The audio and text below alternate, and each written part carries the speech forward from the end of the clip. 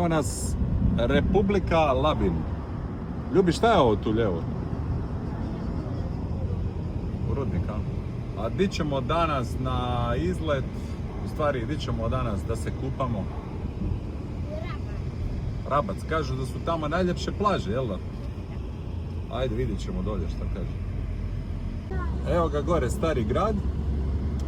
Na kružnom toku, lijevo, dolje za Rabac i tako malo.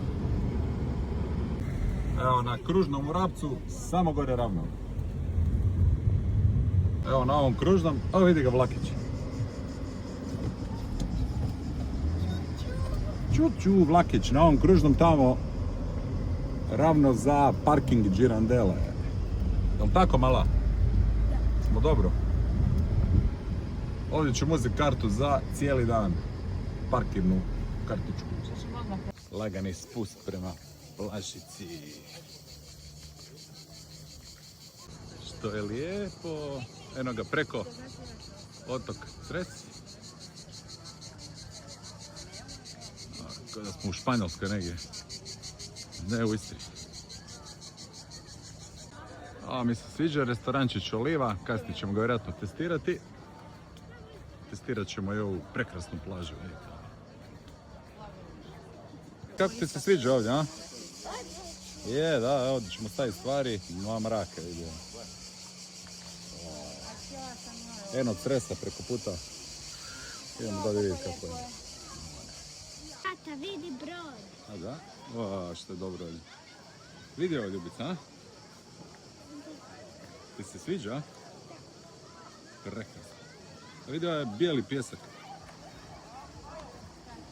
A? Ja bi na Vibi. Na Vibit? Da. Dobro, kasnije ćemo, a? No vidi,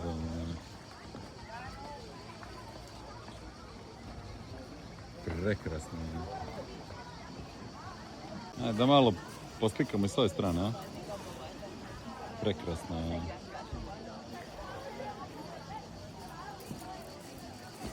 Tata, ovdje ćemo ostati 20 dana. A 20 dana mora tata raditi sutra, e. Samo danas ostajemo. Dovoljno će biti, a? Da. Ljubi, ko je ono otok preko? Cres. Da, ajde sad na glavu. Evo, 3, 4, sad!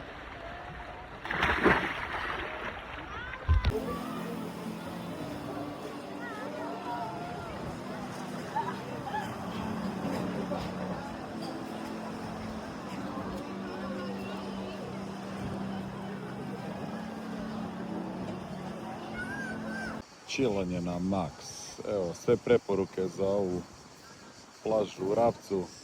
Ovo sve drži Valamar i stvarno su se potrudili. Ovo izgleda bomba. Ako imate prilike, navratite. Ćao, po se Bog.